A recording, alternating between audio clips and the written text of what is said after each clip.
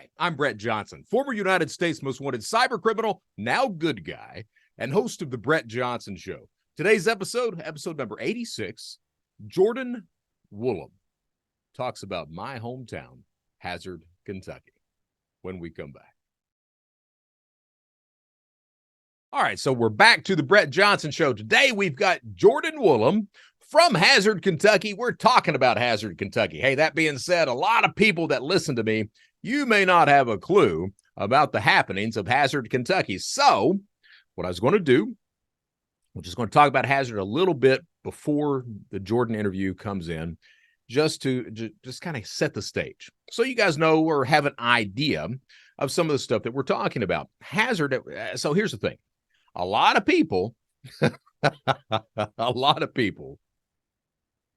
they have an idea of Appalachia, the people there, of being these hard-born individuals that, by God, you may want to watch your ass if you're in Hazard, Kentucky, or Appalachia as a whole. Now, here's the thing. Like they kind of think it's kind of like Deliverance. And I'm going to tell you something. Sometimes it can be, okay? But most of the time it's not. The people in Hazard, Kentucky, or in Appalachia, where I grew up, and here's the thing. I grew up there. That doesn't mean I've lived all my life there. My father was in the military. He was in the Army, a captain, a helicopter pilot. I spent my formative years traveling the planet. We lived all throughout the United States, lived in Germany for 3 years. At the age of 5 or 6, I actually camped with my parents across Europe, which is one of the reasons that I cannot stand. I do not camp anymore. It was a very traumatic experience. To me, camping today is a hotel room, air conditioner, toilet, and a running shower. I don't spend time in tents because of that horrible PTSD that I got camping across Europe at a very early age. We moved back to Kentucky. My dad was downsized out of the military, became a coal miner, and we moved back to Kentucky. And we spent a lot of time on food stamps and on my dad's unemployment, things like that, because it was feast and famine. When the mines were going, back then, you were making a lot of money. When they were not going, which was often, meant that you were on food stamps and just trying to make ends meet. And we moved back to Hazard when I was probably 8 or 9 years old. I'm very thankful that my dad was in the military. It gave me a worldview and an understanding and a look at people that I would not have had I grown up in Eastern Kentucky. For example, when we moved back to Hazard, I was told, hey, all the black people live on Liberty Street, and they did. Now, when you're 8 or 9, you don't really think much about it. You know, your parents say, okay, all the black people live over on Liberty Street. And you're like, okay, that's where the black people live. You don't think shit about it. Now, looking back, that's like, okay, all the African Americans are over on one street, and that street is called Liberty Street, and that's where they're supposed to be. Yeah, looking back, it's like, holy hell. So I'm glad, to a large degree, I'm glad that I did not grow up my formative years in that environment. Now, that being said, being that Army brat, being the product of 2 very toxic parents, I never really, the closest I've ever had to feeling that I had a home was when I was in Charleston, South Carolina. I had a house there in my mid-30s. That's where I made, when I finally got arrested and things like that. And I was a true criminal. Absolutely. I was a horrible, despicable person. But that was the closest I've ever had to feeling that I had a home. Now, I grew up in Hazard, Kentucky. Okay. Most of my years were spent in Hazard, Kentucky from 9 forward. It's important, I think, people get this idea that the Appalachians are a lot like the movie Deliverance. You got a lot of backwood hillbillies. You cross them, they'll kill you. That's not really the case. Now, that being said, and I'm saying we because I embrace my Appalachian heritage. We are a people not to be trifled with a lot of the time. We don't suffer a lot of bullshit, okay?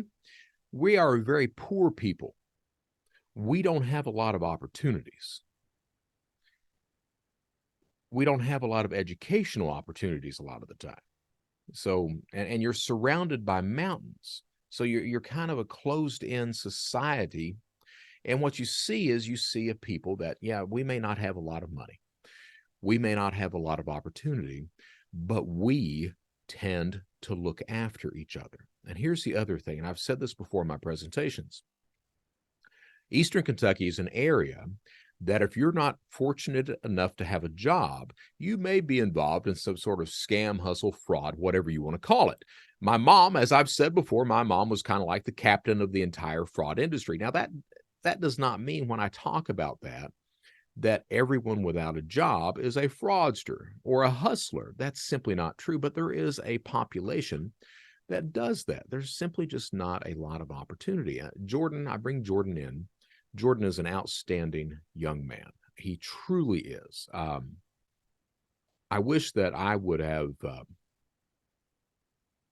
I wish that when I was his age, that I would have had the fortitude that young man does, and the insight that he does right now, because it took me many years to get the insight that I've got today.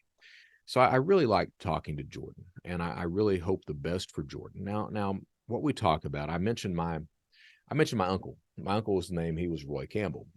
Roy Campbell was one of the main builders of Hazard, Kentucky. He was a contractor. He was he owned his own mining operation, things like that. Now Roy, a few years ago, was assassinated. And when I say assassinated, that's exactly what I mean. Someone comes into his house. They put him and his wife. He was, an elderly gentleman at that point in time. They put him and his wife on their knees in the middle of the living room floor, and they shoot them in the back of the head and kill them. Now, no one has ever been prosecuted for that, which is, again, not horribly rare in a lot of these occurrences in Eastern Kentucky. But no one's ever been prosecuted. No one's ever been fingered as the murderer. Rumors have swirled that the cartels were involved, that the quote-unquote cornbread mafia was involved, that drug trafficking was a lot of the reason behind that. That has never been proven at all, but rumors have, circulated. Now, the reason I say that is you see a lot of violence in Eastern Kentucky. It is not everyone. It is not. But certainly I grew up in that type of environment. My grandfather, Paul Campbell, I still remember him telling the story at what had happened was one of the city cops, one of the Hazard city cops, decides he's going to flirt with my mother when she's at a very young age, teenager. And I guess she was driving. He pulls her over and, kind of propositions her at that point in time. My mom comes home, tells her dad, my grandfather, that's before she had me. My grandfather loads up in the car, drives down to the Hazard police station, walks in, lays a revolver on the counter, and says, "Hey, what did you say to my daughter?" And at that point in time, the cop starts kind of stuttering. No, he was not arrested, because that's not the way shit typically works in Hazard, Kentucky. But my grandfather tells this cop, "Hey, if you ever talk to my daughter again, I will plant you where you stand. Do you understand me?" And that is not uncommon. When my mom marries my stepdad, my stepdad goes broke as a strip miner, coal miner. And we lived in a 40-foot office trailer. And when I say we, it was my stepdad, my mom, me, my sister, and a work hand. We lived in a 40-foot office trailer for about 18 months and lived off of deer meat and fried cornmeal for that 18 months. And my stepdad, he finally gets enough money up that he starts buying a couple of chainsaws, and he goes out making mining timbers and builds into a logging company from that point in time.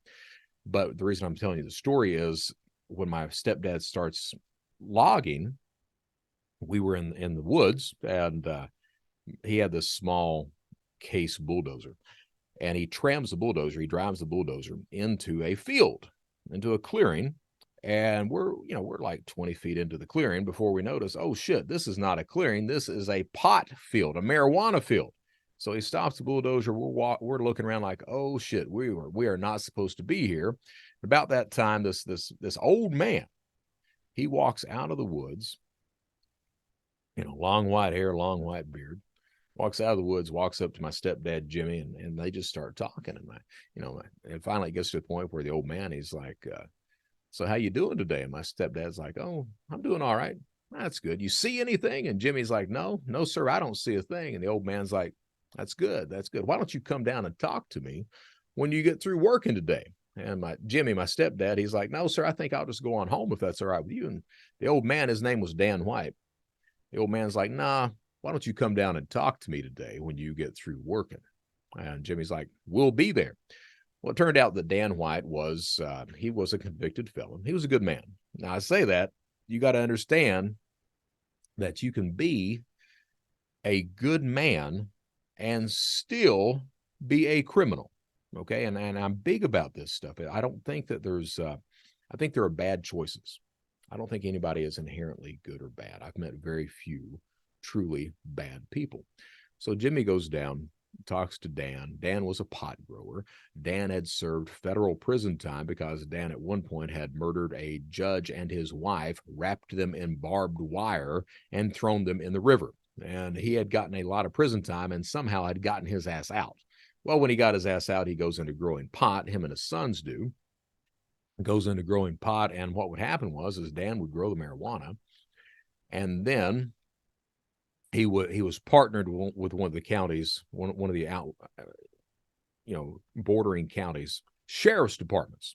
And this sheriff department would use their police vehicles to come and get the marijuana. They put it in the trunk of the cars and they would transport it like that. And later on, that sheriff was prosecuted for drug trafficking. But so Dan and Jimmy and my mom, they become very good friends. And Dan fronts them a lot of marijuana seeds so that they can go into the pot business themselves, which was a horrible nightmare. They had no idea how to grow pot. Hell, they couldn't even grow a tomato.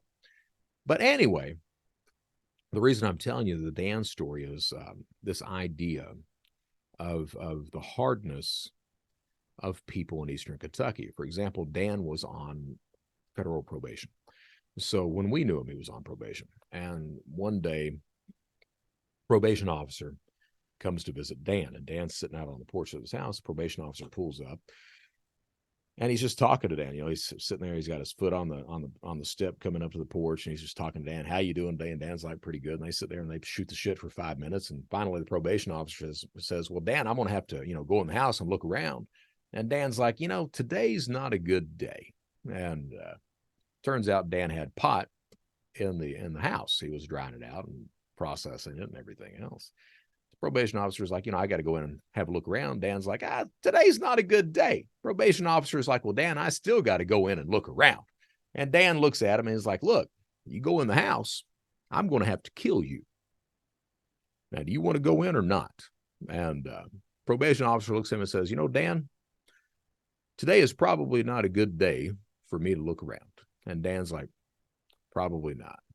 Probation officer goes back, never reports it, anything else, and things continue as they're supposed to be. These types of stories are not outliers in Eastern Kentucky. These things happen. Okay, these things happen. That being said, while Eastern Kentuckians can be a very hard people, it's important that you understand that Eastern Kentucky, our Appalachian people, are very caring people. We truly are. Even though we don't have a lot of stuff, we don't have a lot of money, we don't have a lot of material goods, we don't have the nicest homes, we don't eat the best food, we don't have the best education. Even though we don't have that, we are a people that look out for each other. We are people that care for each other. And I just wanted to preface this interview with Jordan so that you understand this. Yeah, sometimes it can be like the movie Deliverance. It's not very common. It happens. It's not so rare that it's an outlier, but it happens. But understand that the people of Eastern Kentucky are a very caring people. When I was, I moved back to Hazard when I was 8 or 9 years old. And I'm thankful that I did because it gave me that outside view. I'm also kind of sad that I did because it never gave me that feeling of Hazard and Eastern Kentucky being my home. But moved back there at 8 or 9. Of course, the product of two very toxic parents that fed off of each other, my dad and my mom. But what's interesting, I don't even think it's interesting. I've talked about the abuse that my mom put me and my sister through. That the negligence, abandoning us at home until we had to shoplift food to feed ourselves. Then how my mom finds out that we're shoplifting and starts running us as little shoplifters. How my dad was in Florida at that point in time. My mom had left him, and I mean, he knew the shit was going on. Make no mistake about it. He knew it was going on, but he never cowboyed up to get me and my sister out of that environment. And I understand the man didn't have a lot of money, but he was the adult. He was the father. And I've got to say, I've never had kids. I've got two stepsons.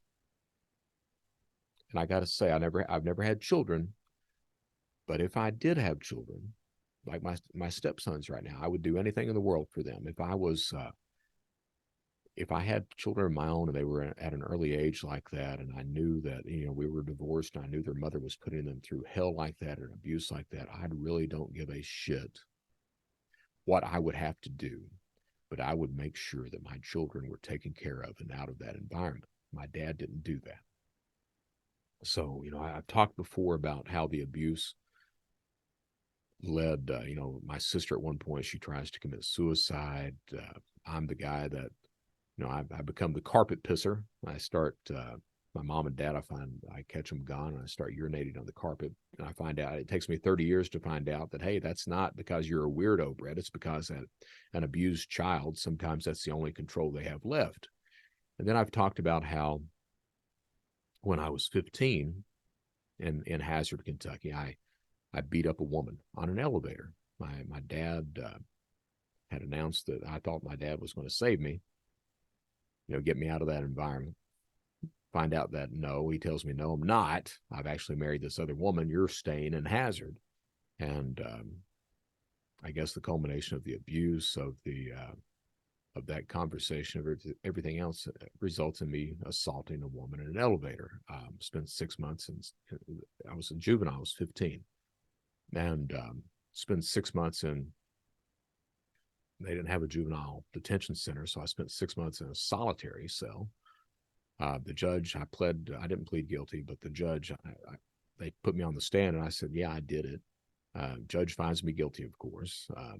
Sentences me to time served and then a psychological evaluation. They sent me to Louisville, Kentucky for that. And when they cut me loose from that, they wanted me to have therapy, continuing counseling. And of course, my mom, you don't need counseling. So that was the end of that. And the reason I mentioned this idea of caring, there were 3 high schools in Hazard, Kentucky. There was Napier High School, Hazard High School, and then finally Dills-Combs. At Napier High School, which was the closest high school to where we were living, Napier High School, the kids actually formed a line and refused to let me in. And the staff and everyone else was fine with that. From there, we went to Hazard, and the principal told my mom, hey, Brett's sister is allowed here. Brett is not. So finally, and my mom was wanting to fight it. And finally, I told my mom, I was like, please just take me to this Dills-Combs High School, because it was out in the country. And this idea of Eastern Kentucky people caring about each other. I had done a very bad thing. I had. No one really knew about the abuse and stuff like that and what caused it. I was just viewed as this son of a bitch who did this. And I still view myself as that son of a bitch who did that. But I know why I did it. I know, I can rationally argue the abuse, the upheaval, the mental collapse, everything else that resulted in that. But at the end of the day, I'm the son of a bitch who did that. But I got to Dills-Combs, and that caring attitude that I just mentioned of people in Appalachia pops in.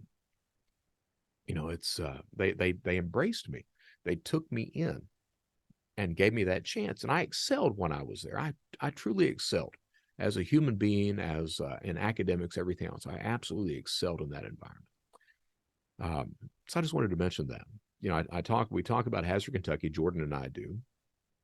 I'm sorry if I went overboard and at length before the Jordan interview, but I wanted to talk about this kind of stuff.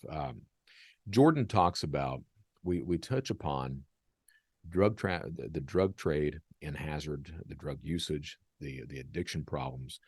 As I was leaving Hazard, Kentucky, going off on my life of being a fraudster, OxyContin was in high use in Hazard, Kentucky. As a matter of fact, Hazard, Kentucky was the capital in the United States for the use of OxyContin.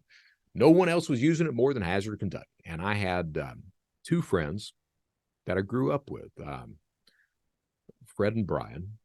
They both ended up overdosing on drugs. So Jordan touches upon the drug trafficking. He touches upon the lack of things to do in Hazard. We talk about a place called Fugates. When I was a child, this entertainment center opened in Hazard, Kentucky. It first opened with a skating rink, then they built a bowling alley. They had a movie theater, and then finally they had a water park. And it was outstanding. It was someplace that the families could go to, that kids could go to.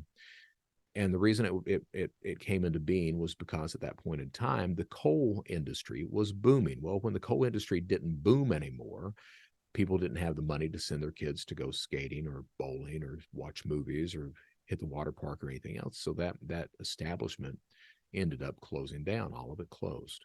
And when you're in a county of people and you literally have nothing else to do, what do you do at that point in time?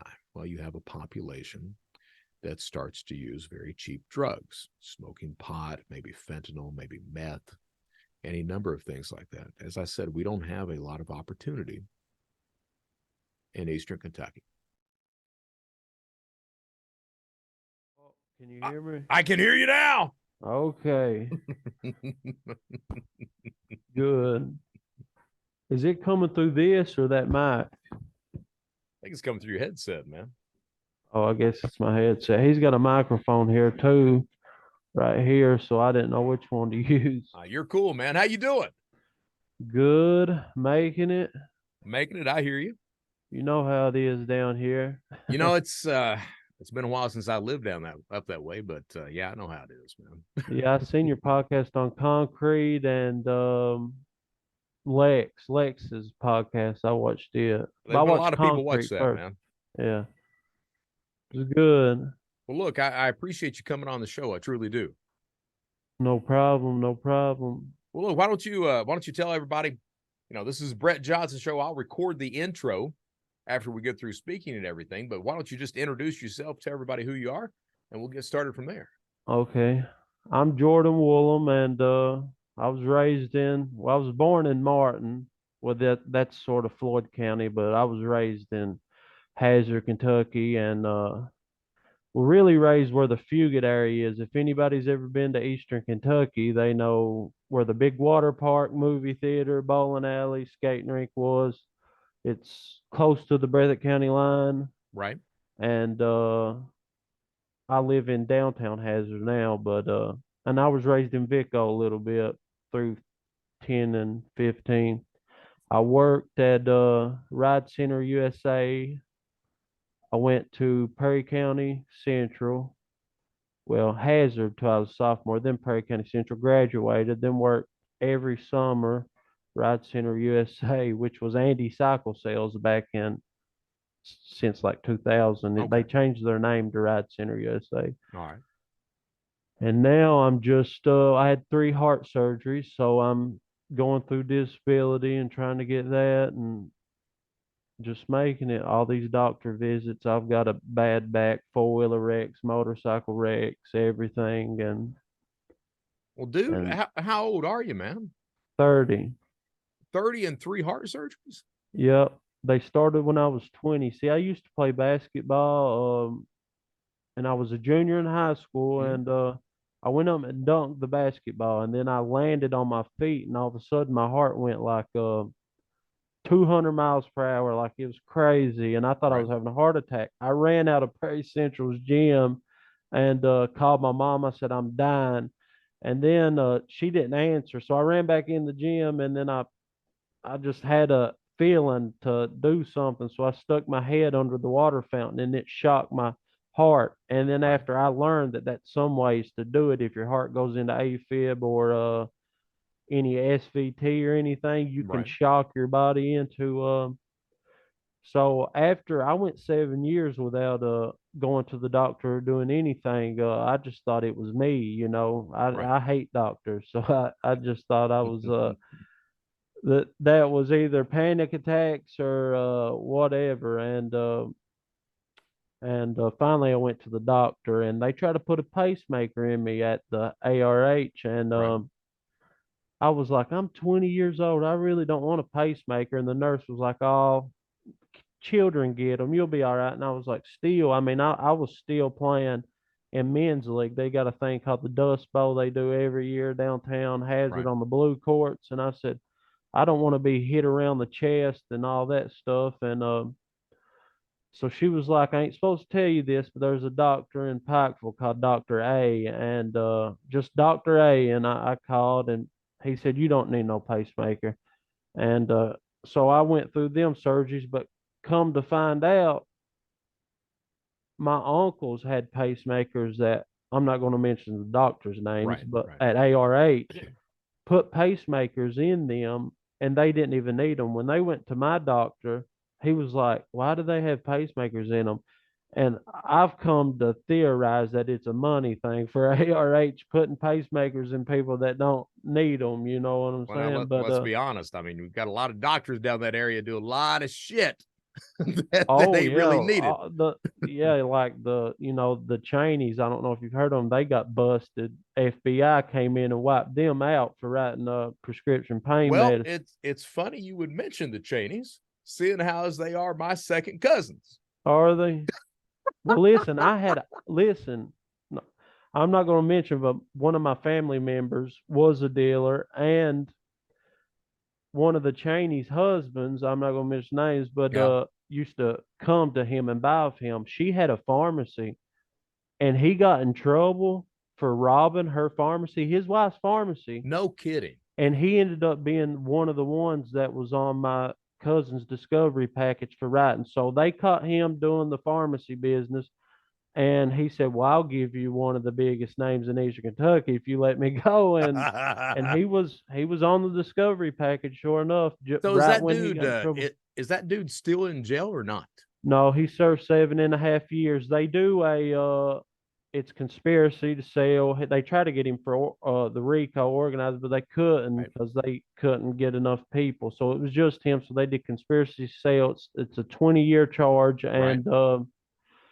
and where he had no priors or nothing. I was at the sentencing, Mm-hmm. so the judge said it's a 20-year charge, but they in Fed they go by like points, like how Right. many points this serves this, and so they well my cousin's lawyer asked for lower like 5 years, and the judge was like, no, no, no, you distributed too much into the community. I will do low, so they called it low, and it was 7.5. it's Seven and a it's half. seven, mids like 14, and max is 20. Okay. So he had to do the 7.5. And but the stipulations for him to get out, like I was listening to he was like, you got to go do a test every so much. You got to have a job. You got to have a bank account. Right. You've got to have. I was like, there's no way because he smoked pot all the time. I was like, there's no way he can make it. And then well, he got out. I mean, my cousin go down there and send him money. He was in the London. They have a jail in London for Fed people, Right. and before they send him off, and I used to go send him money, but he did it was not 7.5, it was about a 7.25. Fed time they make you do most of it. Yeah, it's 87.7% is what that Yeah, is. You and had to serve. they let him out, and when he got out, he needed a job, and I actually went and moved in with him, and we worked. It was last year or the year before. Yeah, last year I think. And we worked for Boyd Feltner Construction. I don't know if you've heard of him. He's done every concrete work around Right. here, and he retired. But when Brandon got out, he lives in the same holler in Fugits there. he needed a job. So Brandon asked me when he got out, he said, will you come live with me and work with me? And I said, I guess so. But I could tell a difference in him. Like he was the same person. So one day I asked him, I said, are you institutionalized? And he was Answer was like, yes. well, he said, I don't know. I talked to my mom because he's a mommy's boy. I talked to my mom about it. I don't know. Because I just see him looking at things and the way he talked sometimes was a different than what he was. He was basically my role model when I was a kid. He Right. raised me, he bought my school clothes on and everything. Even though he Mhm. was doing bad stuff, he still helped so many Right. people. Right. I mean, he helped pay electric bills for everybody I know in the holler. Right. We kept the whole holler clean, even though at that time the skating rink burnt down. But we'd cut the grass all the way to the highway. But he was a good dude. But when he got out, we got into it for some things, and I ended up having to move back here to. I got an apartment underneath my mom's house. I'm upstairs now, Okay. but on the computer. But yeah, So, with Ace, is Ace still in prison, or you get out too? he's still in, but He's still in. his son, Yeah. I really don't know, or his nephew. It's Yeah. I've not talked to those I guys, man, in forgot 20 his years. I forgot his name, but his son was in the mix with them, and Right. he ended up. What's his son's name? Or the dude that sued CVS? Well, one of his family members sued CVS because in the mix of it, they thought CVS was writing some fraudulent prescriptions or something. Right. It came back that that dude had nothing to do with it. Okay. And he was actually doing his job. But even though he worked in Ace's office, he did his job right. Somehow he ended up suing CVS up here on the bypass, Yes, sir. I think for $14 million. They're closed down now. They moved They're closed down yeah, now. the CVS ain't there no more. They moved the whole hub. Do you know where Giovanni's is? Yes, sir. There used to be a liquor store there by Shellmart, Okay. and they made a CVS there now. The liquor store is not there, but it's a CVS Okay. now. So they just got ones, and you should see the line there. So all the medicine that used to go to that CVS is down there, and it's Down there. packed all the time. All right. Is it true that I was told that Ace, when he got arrested, that he bonded out and he bought a billboard that talked about the feds? Did he pull that bullshit too or not? I've not heard that. Okay. I know that they went up there to his house on Hospital Hill Yes, sir. and took everything. I think he had a Lamborghini. I mean, they stripped his whole house, even his office. His office had like fountains, statue fountains, everything. I mean, it was crazy. It was on, where Hospital Hill is, where Yeah. the fire Yeah. department. It was across from that sort of, and he they they took that building too and they gave it ARH. So Right. that Dr. Wicker, Mm-hmm. he is a that's where he's at now instead Okay. of downtown. Dr. Wicker's office is in Ace's old building. Well, let me ask you, Jordan, how bad is the drug problem in Eastern Kentucky right now? Oh, it's horrible. See, when it first started, it was the OCs, Yeah. and Yeah. The OxyContins and all that. and people thought that was bad, but this meth that came down is it's off the walls now. Like I wish I could go back to the days where people was just doing pain pills. Like it's so bad. My granny lives down the street. You Yes, sir. got people walking up there knocking on the doors just to knock on the doors. I mean, people stealing boots off my front porch here. I mean, it's I've seen the dude that weighed 300 pounds last year, and now you see him walking, talking to himself, and he's 105 pounds probably. I mean, it's wicked. Yeah. When did meth come in there, man? I'd have to say about it's 2023 now, about 2017, About about 17. 5 years ago, 5 or 6 years ago. When it first came around, it was like a thing that people thought, I don't think it's real or not. I mean, you know what I'm saying? Right. That you'd hear of the shake and bake people doing it in like Knott County or something, but then all of Right. a sudden it hit, and then everybody was doing it. This dude I knew for 50 years lived up in Fugits, was a good guy. Mm-hmm. He ended up getting crazy on it, and the cops showed up to his house. He went outside firing bullets, and they shot and killed him. And he was the nicest man I ever met in my life. But he got on that, and it just, you know how it changes their Yeah, brain yeah. chemistry, and it was crazy. So So meth is the biggest drug in Eastern Kentucky it's right the now. biggest, and heroin is the second after. Heroin too. They use that after they want to come down from the meth, Ah, right, and it's killing them. I mean, right. there's been so many deaths here that it's crazy. Uh, I mean, people that you wouldn't even think would be doing it and dying from it, but Yeah. it's Is it everywhere. just the combination of the meth and the heroin together is doing that? Yeah, Yeah, I that had that's what kills them. And the meth, and I mean, the heroin usually has fentanyl in it, and right. they don't want the regular heroin because I know people that has done it. They don't want the regular heroin. They'll get sick just on it. They want it with fentanyl in it. So Oh, it's geez, man. it's wicked. Yeah, it sounds like I was in prison. This would have been probably 2008, I guess, somewhere through there.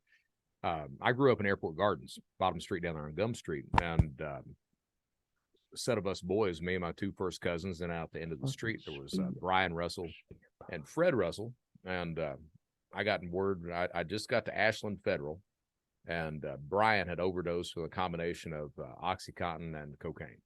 And then it was the following. That was like Thanksgiving, and then the following Christmas, his brother Fred did the same thing, and that was the first time that the drug, the dying from overdoses really hit home for me there. But it sounds like it's a really bad problem right now. Oh, it's really bad. I mean, I've had my best friend before meth came around. He didn't pass away, but he was on cocaine really bad, and he Yeah, was doing it real bad, and I'd have to take care of him. So I was the type that he'd run out, and I'd let him. He want to get clean. I'd let him come live with me for a while, and then he just disappear one day. You know how people like that are. They act fine and then they disappear to right, go find their they go find their whatever they need to look for. But right. what? Well, buddy, how are they paying for all the drugs? Is it just stealing shit and reselling it, or what? Yeah, that's it. They're stealing, trading mostly. A lot of people trade any collectibles. I'll give you an instant. My dad's done been charged. He's in federal time. I think he's got 16 years. They gave him Hmm. 14 for the conspiracy, and he's a felon and got caught with a gun a few months before he went to jail. I bonded him out with whatever he had left of money, 10,000, Right, and he had so they combined that, so he'll have to do the 14 years fed time and then 2 years state, because I think that's just a state time. That gun right. charge was maybe, I don't know what they did. Either way, I heard they combined it. I ain't talked to him much because me and him get into it. Okay, I was the only person to keep his underwear. Like if I didn't get his stuff when he went to prison, he'd had nothing. His buddies, his so-called friends, would have stole and ripped everything they could out of his house. But I was able to go up there and get his clothes. He had some collectible coins, right, his motorcycles and his vehicles. I took them, and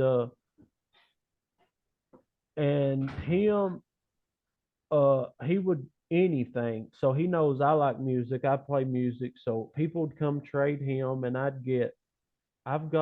hoarded up all kinds of stuff. I've got a couple guitars he's got. I've got Elvis. I've got records. I've got okay, uh post. I mean, just stuff like that. People would come and trade for like, yeah, I don't know what's a cheap thing he'll give them or whatever. But he also paid people that to uh work for him. You know what I'm saying? That's just how people do around here. And right.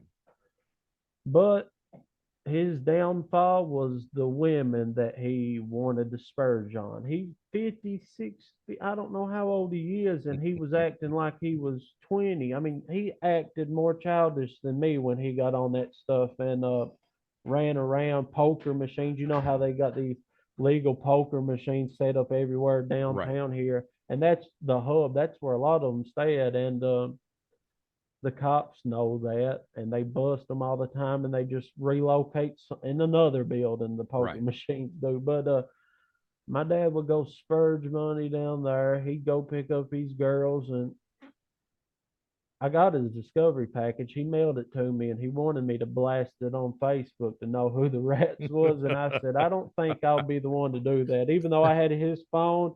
I said, because they might be some legal reasons I shouldn't Right. Right. release a discovery package like that.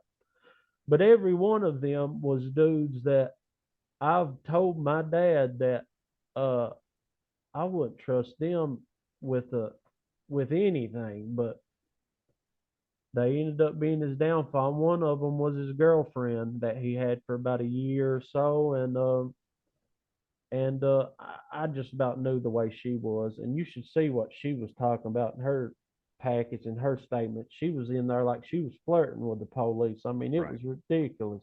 And so it how he got arrested, it was weird. It's the first time I've ever seen it happen. They posted his picture and indictment in the newspaper before they arrest him. Usually they'll do it after. Right. So he had a week or so to know that they was going to come bust in the door, and so he was able to save up some money and put it away, and then they didn't come bust through the door. Uh, I was at his house. The shower was leaking underneath the trailer, and it was Hmm. building up water. So I was there helping him dig a ditch and to run it over the hill. And Right. he said, "I want to go to the dollar store. Can I drive your car?" Because I had a red, nice. I mean, it looked brand new SS Monte Carlo, and he bought it off somebody, but it didn't even. It had barely any miles. Whoever had it kept it clean and sharp. It was red. The tires like extended out. Right. Right. So it looked, That sounds mean, nice, low man. and fat, and but he wanted to drive it. Next thing you know it, the girlfriend he left with, which is younger than me, by the way, you know what I'm saying? The girl he had is driving my car back from the dollar store hollering, Jeff's went to jail, he's went to jail. And I said, no way. And I said, well, I'm getting out of here because I figured they're going to come straight to the house and raid it. Right. So I left, and the girl was the only.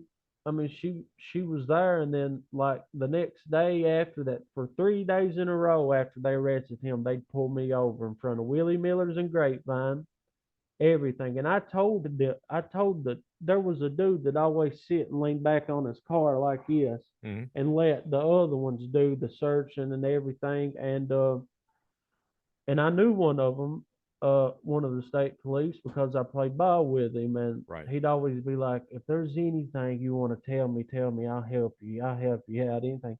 I said, "I do not do that. That's his business." So I went back there and talked to the the fake state police, because I said, because this is the second time I've seen the same group. I said, "You have to be the DEA or something." And he said, "Well, I work with ATF, FBI, DEA, whatever." He said, if my family asked me to do something, I'd do it for them. So I'd understand if you ended up getting what your dad had left over. And I said, listen, I said my dad is good to my son, his grandson, and I let them spend time with each other. I said, if y'all really knew the relationship between me and my dad, then y'all wouldn't be pulling me over. His Right. business is his business, and I don't fool with that side of the business. He's good to my grandson. I see him. He bought him a 4-wheeler, this and that. But I said, that's it. Right. But yeah, they hounded me like animals. I mean, They it leave was you alone crazy. now or not? No, I came home, stayed home for a few months, and they just let it be. Okay. So I guess the I'm I guess the girl once your dad got locked up, her sugar daddy was gone, so she just talked to everybody in the world about anything and everything, right? they're still running around doing the same thing they was doing with my dad, which they carry backpacks, which they go around stealing people's stuff. They Mhm. call it something. I can't remember. That girl told me something like it's called I don't know what they call it. They got a nickname for going to other people's houses and stealing stuff and putting in their backpack for Okay. fun. And but they're doing the same thing. I see them all the time, just walking around. I mean, it's 90 degrees outside. I feel Right. sorry for these people out here, just no place to live, doing that meth and burning up, but they won't stop until they want help themselves. I mean, that's what I tell people. I Do you used see to, a lot of them that want help, Jordan, or not? what was it? Do you see a lot of them that actually want help or not? They do. Every one of them will say they do. Like I've seen them say or go to jail and then be like, get out the next day because it's weird around here. Like they'll get caught with meth downtown by the city police or something. They'll be out again the next day. It's like they spend something like it'd be like going to jail for an AI and you spend overnight and get woke up because I think they use them to information. I believe that's the catch. Right. Just for downtown, I'm not talking about the state police. I'm just talking about the city police. I know how the state police work because they hounded my dad, but it's crazy because when I see them wanting help, or they haven't done it for a while, they'll post the next day, like on Facebook or something. Oh, it's so good living in recovery. I feel so much better. And it's only been a day they ain't done it. You know what I'm saying? And then all of a sudden they'll be living in recovery. And then 3 days later, they're back doing the same Yeah. things again. So I don't know. That meth has to be a rough drug on them because mentally, it's hard for them to stop unless they get told to. There's a Casey law now in, I guess it's in Kentucky. I don't know if it's in other states where a family member can literally go to the judge or somebody and and arrest them, like Right. arrest anybody. Which I don't think that's a good thing because Right. I mean I wouldn't want any of my family. I'd tell them mind their own business if it was me, but with that, I guess the family members think that'd be the best idea to help some of these people is to lock them up, and they do lock them up. It ain't like Casey Law gets sent to a rehab; it's Casey Law gets sent to a jail, Okay. and then figure it out from there where Right. you going to rehab or whatever. Or So, what's going on? but yeah, So, dude, I mean, the drug problem is horrible. oh, How's the it's bad. economy going? How's the economy up that way? It's really bad. Minimum wage is probably like 7.25, I think, maybe probably if you Yeah. work at a McDonald's or anywhere. But there's not other jobs. There's no labor jobs. I was lucky to get on at that time with Boyd Feltner, but he still paid. It was after COVID and everything, just $10 an hour, Okay. and we was working 7 to 4, and we was doing rough job, concrete work, and in Yeah. these times now, it should be like what we was making should have been like 15, $16 an hour. Yeah. At least. The flood came and wiped everything out around here. This flood did wipe all of Lost Creek out. I mean, it wrecked everything. Yeah. Perry County parts of, and we got bids to build bridges. We built one. I ended up in Knott County built one bridge. I don't know if they ever continued once I left Boyd, but they said they had 9 builds. Perry County, they ordered out of state companies out of state to come and rebuild their buildings, which I thought was a joke. I said, Yeah. you've got construction workers right here in your own community Yeah. Put your own that people to can build work. these. Well, I'll give you an example. It took Boyd usually has like a 7, 8 man crew. He only had me and Brandon and his son, but his son is sort of a supervisor boss. And we got that bridge built in 8 days. It took us 8 days to dig the footers, put the rebar in, build the walls, and then tie them down and then pour the concrete. I would see these crews with big cranes, equipment at one bridge for weeks at a time. And I was thinking, they're just getting money from the county, you know what I'm saying? That's But it. That's it. I don't know why they dealt with it that way. They got plenty. Not it ain't just Boyd here, construction workers. I mean, there's a bunch of other companies here in our own community that could have built them bridges, bidded and built them bridges. But in this town, I don't know if you've lived here. You said you lived here and around Perry Yeah. County. Yeah. it's like the people that's always been somebody is the people that's making money, like the officials and the Right. officials' kids, and they always go off. They make money, or they end up being a magistrate or something. Yeah, if you're not in the in If you're crowd, you ain't doing shit. exactly, if you're not in it, you're not in it, and so everybody here just has to do something to Right. survive, and it could be illegal activities, it could be hustling, it could be anything. Well, I think that's one of the things that I think a lot of people don't understand that who listen to this show. I talk about I'm from Hazard, Yeah, and if you're lucky enough to get a job, okay, but most people are not lucky enough to be in that in crowd or to get a job. So what do you do to make a living? Well, you do whatever you have to. You've got to put food on the table at the end of the exactly. day, and one of the things that's one of the sad things about Eastern Kentucky, but you've alluded to that too. Is one of the positive things is, by God, we stick together. Yep. We do believe in helping each other and trying to help each other. It's just a shame that you've got the drugs that are coming in there, where you've got people taking advantage of each other now. Yep. That's the shame It's of it all. yeah, it's wicked. And about that, like still I have moved to Cincinnati and worked at Amazon. I would always come back home. There's just something about here that I Right. always would come back home. And the family thing, we even if it's your neighbor, we always stick together down here, and if people are doing things like that, they usually don't mind as long as they're, helping the community, helping other people, helping their kids. And my family situation, he had kids, so there was only a few things he could do. He worked at a bowling alley, that Fugus bowling alley, that he learned to work on the machines just by the owner, went to school for it. Right. So he took my cousin under his wing and helped him build. Eventually, he ended up running the bowling alley. So we ran the bowling alley until uh, I don't know. It was after the coal mine shut down. So he was still managing it when the coal mine shut down. But when I was a kid, it was booming there. Right. Skating rink, movie theater, water park in the summer, bowling alley. And then all of a sudden the coal mine shut down, and it was just like night and day. People wasn't sending their kids out to do anything anymore because they didn't have $20 to give them no Right. more. They didn't have nothing. So uh, the skating rink was the first thing to go. Then the movie theater was the second thing to go.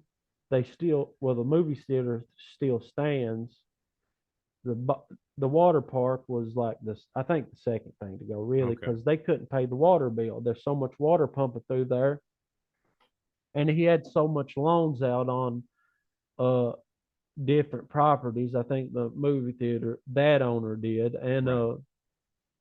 so the bowling alley was the last thing standing. And literally on a Friday and Saturday night, you'd have the regulars, which would be about 10, 12 people. Yeah. And if any new faces come in, it'd be max 10. So some nights it'd just be 20, 25 people in a bowling alley. That it was one of the biggest bowling alleys in. It's probably bigger than the one in Prestonsburg and Pikeville. Right. And so I know the electric bill costed 3 to 4 thousand a month. And I don't know about the water bill, but I know because he'd always complain about the electric bill, just keeping the lights on for them 20 people when it only cost $8 to get in, Right. you know. So finally, he was like, he was using his own money to keep it afloat. And finally, well, he was leasing it. He gave it back to the owner. The owner Right. wanted to give it to him, but he said, I'll just lease it. But the owner ended up just letting it sit there until it burnt down.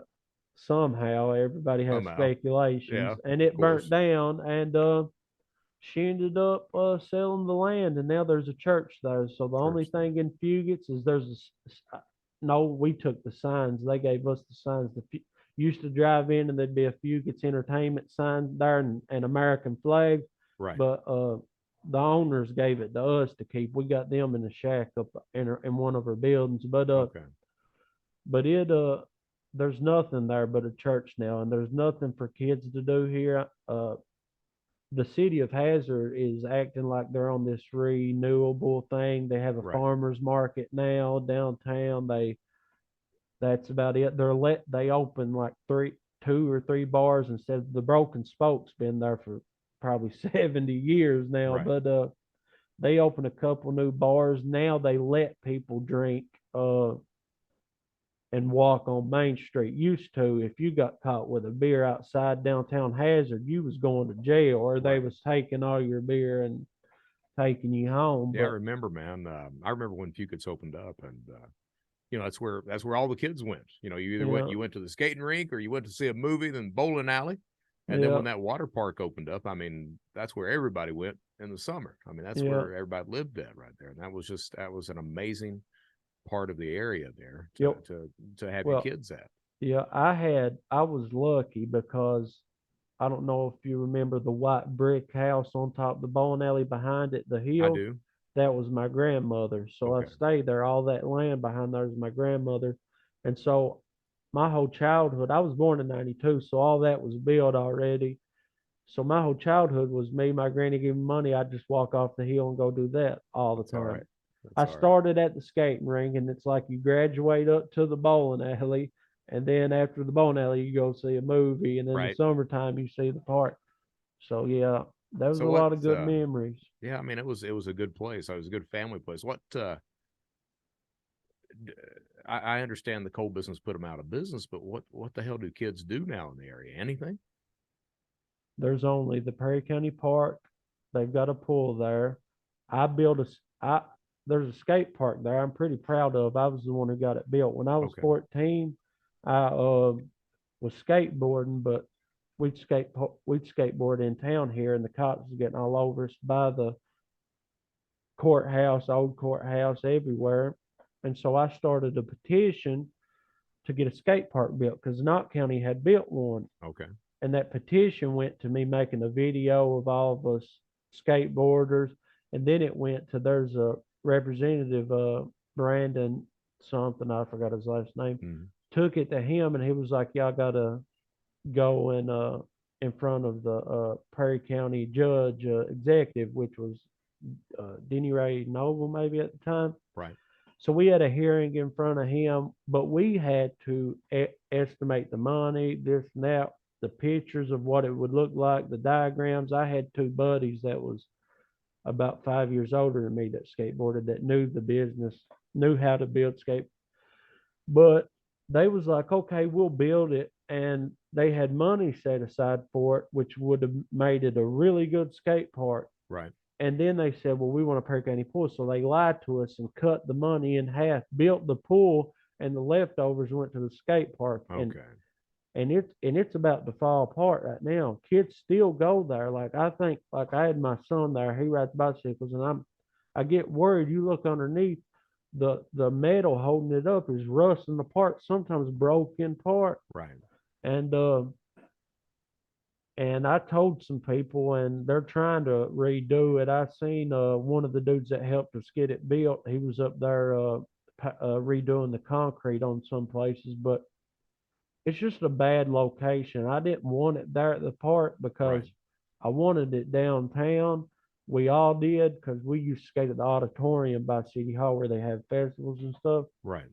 And I thought the triangle, the triangle where the old Hmm. McDonald's used to be, the up and downstairs Right. would have been a perfect place. They It would already have. it's Absolutely. not a parking lot no more. They filled it with grass, and I Okay. said, well, that would have been the center of a good skate park where kids that live here could just roll off the hill and Right. done it, but didn't happen that way. So that's the only thing to do here is the pavilion, uh, all the ball courts around, and the Perry County pool and the park, and that's it. That's it. That's it. It's and the bars for And the adults. bars, of course, That's the about bars. it. Man, And Jordan. but every kid younger than me that I know, they just stay in front of a computer. So I don't. Well, yeah. When I was young, I was outside riding dirt bikes in the creek, Yeah. doing whatever. So Yeah. That's not the I way it don't is really, anymore, man. yeah, I don't really know if much any of them would want to do anything because I always think I'm thinking, wonder if these kids like. I would have altercations that I'd have to solve my way out of when I was a kid. Right. Like, if they ever got in a circumstance to where something happened or a fight broke out, like they'd be like, "Oh, what am I supposed to do?" Right. Like when I was a kid, I'd maybe break a window. I'd have to have repercussions. I'd be grounded in a room with nothing, Right. no Right. TV, nothing for weeks, and it's just I don't know. It's different now. I've got two stepsons, and one of them has no clue how to talk to a girl or anything else because he sits in front of that computer and that Xbox all the time. Yeah, So yeah, yeah, it's like that. So hey, man, you said you had 3 surgeries. I'm gonna let you go here in a minute, but how you getting along now? You said your back was messed up too. yeah. Well, I'll tell you how the 3 heart surgeries went. Well, after I had that experience, they sent me to Doctor A, and they was like, "Well, you need an ablation. You got SVT." I was going up to 255 beats a minute, down to 40 at night. Good Lord, man. So they did the surgery. They went up my legs. It wasn't split open. They have these things now. They can go up your arteries in your legs into your Right. heart, and they burn a piece of my heart because the electric rhythm or something was off. Well, after I healed from that, uh, I was still having problems, and it got worse. I remember I was working at Sykes. That may be one of the still only jobs that might be around here is Sykes. But Right. uh, and I was depressed. I went through a bad depression during them times. Because you got to also think I was also a big drinker. I was raised in the bowling alley, so and Right. my cousin ran it, so I was the only one allowed in there to drink. So, but I was depressed during that time, and my heart was doing different things. Instead of beating fast, it was also going off like AFib. So when I went back, they was like, "Oh, you've got AFib too," and I was just 20 then. I said, "Well, I've got AFib, SVT, supraventricular tachycardia, or whatever." Mm-hmm. And they said, "Well, we got to get rid of this AFib because the first surgery ablation wouldn't have worked." So they have Right. a harder surgery where they go up the same way, and it's a balloon. They blow up in my heart, and it stops it for a minute. I watched a video on it, and it like freezes a part of my vein, and they did that, and I hurt so bad after. I remember my chest felt like I was having a heart attack. But I Right. healed up from that, and I was still going up to 255 beats. So imagine after that, I was thinking I'm going to die. That's what I was thinking because before the second surgery, I was passing out in here in the kitchen, and I'd hit my head. Yeah. My heart would stop for 7 seconds, and I'd fall. And me, I was playing ball and in these men's leagues. I was pretty, I was healthy. I've always been pretty healthy. And Right. the third surgery they went in, they said, "Well, you ain't got AFib on her," because I had to wear a loop. It's a little chip they put in my chest. They said, Yes, "You sir. ain't had AFib no more. So I think we can do the first surgery all over again, and it'll do it." So I went in again for it, and they kept me in for 6 hours from 12 noon to 6 at night. The doctor came the next morning. He said, "I kept you in there so long because I shot you full of adrenaline just to make sure that your heart wouldn't go into an episode." And since then, I haven't had none of them episodes since that Okay. last surgery. But now I got blood pressure, so and it stays high, so I have to take blood pressure medicine today every day. And he also thinks I will need a pacemaker because I went 6, 7 years before I Right. even went to the doctor for it because I thought it was just panic attacks or my heart doing something. Yeah. So I'm just waiting on. I told him, I said, "I don't want to wait till the symptoms start to know when I need a pacemaker. I Oh want to yeah. know like when." And then now, my legs just started trembling. Every muscle all the time just does this, bubbles up all Yeah. the time. And I was just wondering why it did that 24/7. It don't stop. I went to a doctor. They said it was restless leg syndrome. And I was like, "I don't think so." And I went to a neurologist, and he said, "No, it's not restless leg syndrome because people with restless leg syndrome, they get up and walk around and move, and it eases their legs. Okay. Mine never stop. It's all the Just time." all the And time. so they did a nerve conduction study and found nerve damage, S1 radiculopathy or something they called it. And then I finally got approved my insurance. It's Obamacare, It Right. took a year for them to get me an MRI on my back, or I had to pay for it. But finally, they approved it, and they said that my things in between my spine are dissolving. I guess the cushioning. Right. I don't know what she was saying. She was saying that. So she didn't think, she thought that was my back pain, but she didn't think that's what's causing my legs. So she wanted to do a brain scan. So I got a little worried about that because it looks for MS and Parkinson's, and they can look better by looking at the mind to see if you got any neurological disease. Yes, sir. And so I went and did it. But when I went to the doctor, they said, your insurance didn't approve it. I can't see it. And I said, I did it. How did they let me do it without? They should have known at the medical mall or the imaging center that my insurance wasn't going to pay it before they Right. let me get in that machine and do it. And the doctor was like, I can't see it. So she said, I'm going to do a bunch of blood tests to see if you got fibromyalgia, arthritis, anything else, vitamins low. So this was just 2 weeks ago. They took, gosh, it was like 24 vials of blood. I remember telling that Jeez, woman, man. I said, you think I'd live after taking this much blood? And so the neurologist said she's going to try to get that fixed. But I told them down at registration, I said, if that MRI comes back and it has some kind of tumor, MS, or disease, and y'all have left me untreated for this Right. long, that could be a settlement waiting to Yeah. happen. Yeah, I agree. Because if that doctor gets the image 3 months from now and there's a tumor on my neck or my brain, they've left me 3 months untreated. They can't do that just Absolutely. because they also asked me, do you want to? We can let the doctor see it if you can pay $50 a month. And I said, I am not. I can't pay $1,550 a Right. month. I said, I've got a child. I mean, my insurance is supposed to pay it. She's going to try to get it fixed, but Okay. hopefully, Man, I hope so. Truly, I hope yeah, so. appreciate it. Well, dude, I want to thank you for coming on the show. I can't tell you how much I appreciate it. Oh, no problem. I'm a fan of yours. I watch all your stuff. I I watched a few appreciate of it. your podcasts, so Yes, sir. I'll keep watching.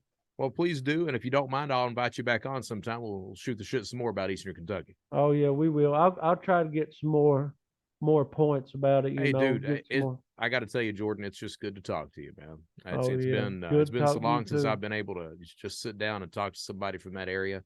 It Yeah, my absolutely, mom, she remembers you. yeah, I yeah. couldn't we couldn't find the picture. I Okay. tried. We've got these big totes full of pictures, and Yeah. we tried, but she said it's in there somewhere. She couldn't find it, but she remembers you. Well, you tell your mom I said hello, and I want you to know that talking to you, it feels like home, man. It Yeah, truly I does. appreciate it. You too. All right, brother. You take.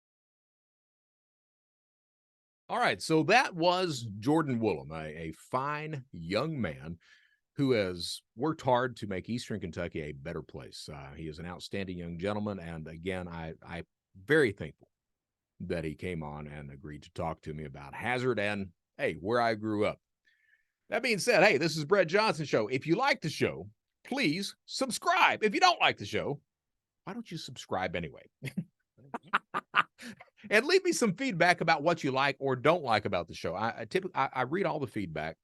If it's good feedback, I will typically make sure that I adjust the show to accommodate that. People have talked about some of my earlier episodes, how I used to not stare at the camera. Well, you see, I talk to the camera now. People have talked about how, hey, he gets loud on at times. I still get loud, but I've tried to calm things down. As I become more comfortable with doing this show, it becomes more conversational. So I'm really trying to make this show a better show overall. I continue to do the standalone episodes where it's just me talking about cybercrime, cybersecurity issues of the day, what have you.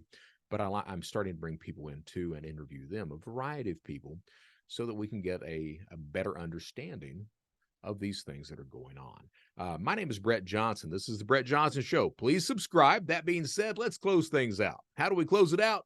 Same way every single time. Stay safe out there. Stay secure. Stay vigilant. More importantly, this is the Brett Johnson Show. At the end of the day, just do the right damn thing. I'm Brett Johnson. Thank you so much for listening. Until next time.